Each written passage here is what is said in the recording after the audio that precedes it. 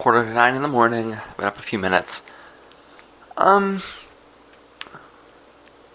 I definitely feel better. My stomach's feeling better.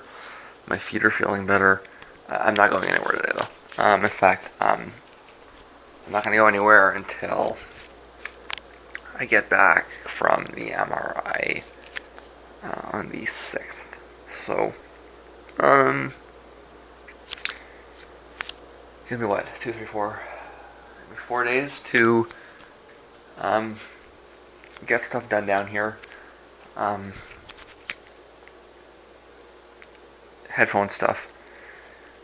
Hopefully by then I can at least get done with the listening to the laptop. I got the three lessons. I'm doing the walking yesterday with the newest phones. Um, Starting to like I said, the highs. What I'm starting to notice is that the blur on the bottom is less noticeable, right? But I mean that's a compression blur, right? So because the phones don't have that exaggeration at the bottom end, um, all I'm really exaggerating on the bottom end there through the compression is noise, right? Because that's how I mix it, right? I'm not making I'm not making bass music. It's not. I mean, it's electronic music, but it's not in the genre of like dubstep or hip hop or anything like that, right? So, which is what, like I say, all of the new phones are made for nowadays. So what I'm noticing is that because um, and I guess maybe this has more to do with the mid range phones that I bought in December. Because all that exists in that place in the spectrum in my music is noise, and I'm listening to it through MP3. All I'm getting is the compression blur. Or at least that's what I'm concluding at the moment, right? And so what it's doing is it's just exaggerating it's exaggerating the worst part of the spectrum, because that's what that is in my music, right? And because the new phones don't have that exaggeration at the very bottom end, when I'm the real difference that I'm hearing, I mean, yes, the high sounds clearer, more sparkly, more there.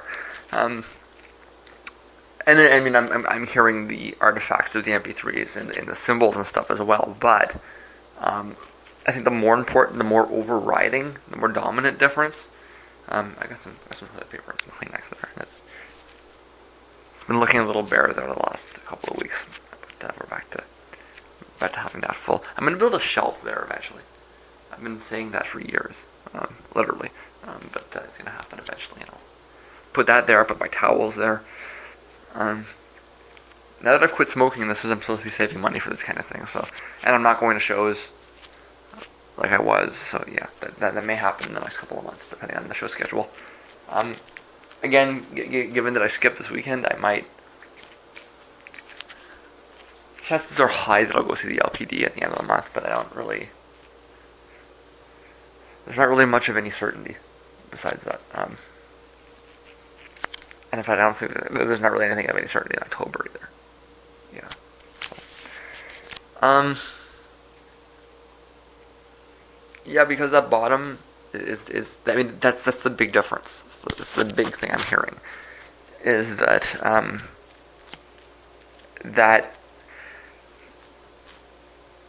it's really it's more just like removing a filter, right? It's like I'm taking away a muddy side of it. It's less that I'm adding anything and more that I'm just removing a layer of crap. Um, Meaning that those phones, the ones I bought in December, really are very poorly suited for the type of music that I make. I knew that, like I say, the reason I've hung on to them is because I think that they'll be interesting to listen to. I haven't tested it yet, but I bet that Audacro would sound great through those phones. Um, right? I bet Tool would sound great through those phones. So I mean, there's a spectrum of stuff. It's just it's not what I do, right? So, or it's not what I did up until mid 1998. There should probably will be a few things that come up that will sound okay in those phones. It's a variation. Um, right now, I'm not getting anything but crap out of the bottom. But yeah, walking through they sounded good. I can't. Like I said, the bass is a little weak, but they sound great. I'm happy with the phones, happy with the mix. And I got to move on to MP3s through each of those three. I suppose that's my goal before the MRI. And how's my face? I haven't checked it since I woke up. It was it actually kind of hurt a little bit when I went to sleep. So, you know what? I wanted to take a shower today. Also, it's just that it's even a Saturday. Maybe I can take it early in the morning on Sunday morning. If not, I could always just take a shower in the middle of the day. Imagine that. Imagine the insanity of just taking a shower whenever I want. Whoa. Like I say, it's I don't want to go in there right now, but it's the paneling. Yeah, so I got some messing around to do on the computer. You notice I have the door open because the temperatures come down. I actually would like to take advantage of that today or tonight. Maybe I can even push myself for a little bit of a long day. We'll see what happens. I'm a little slow getting started today, and I'm being slowed down that much more by the fact that my computer has decided to become retarded on me. God damn it, it's cold in here. It just kind of stopped. The task manager is not letting me see the tasks. It's letting me see the services, but like there's no. I can't see what's running on the machine in the background. On top of that, I was getting weird keystrokes, which together suggest to me that I may have a keylogger installed. At the very least,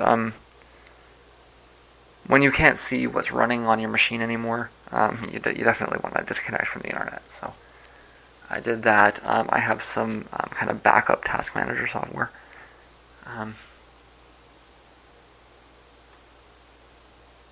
I may have to try to find a way to let's see if I can figure out what's running on the machine first. And if I can find something that's nasty, then I'll get rid of it. Otherwise, I may want to load up to a recovery console and see if I can delete the task manager executable and replace it with a new one. For some reason, the system file scanner is not working. I don't know why that's not working either. So, worst case scenario, I can always reinstall this machine. It's not like the other machines are designed to have a very quick reinstall. This one's not going to be quite like that. The other ones are running XP. This one's running Windows 7. I'm going to take everything off of it, and that's going to be, if I end up having to reinstall, it's going to cost me a few days. Hopefully, it's a little bit easier than that, but I'm not, I will not connect this machine back to the internet until I'm able to run a task manager. There's no way I'm going to connect to the internet if I can't run a task manager. That's insane. So we'll see how that works out. Okay, that turned out to be a triviality, but I want to show you what the issue was. Okay, and so what I did was I took an old CD that was a setup. It was a setup disk for one of my XP images, and I got off of that disk. I got a copy of Process Explorer by System Internals. This is an old executable. It's I don't know what the date on this is, but it's not. It's from 2008. I believe System Internals nowadays is actually owned by Microsoft. Anyways, I was able to use this as a task manager replacement. And I opened it up, I took a look at it, and I said, well, there's nothing running here. So at that point, I felt okay about getting back on the internet. Because when you open up a task manager and it looks like that, right? It's just all you see are the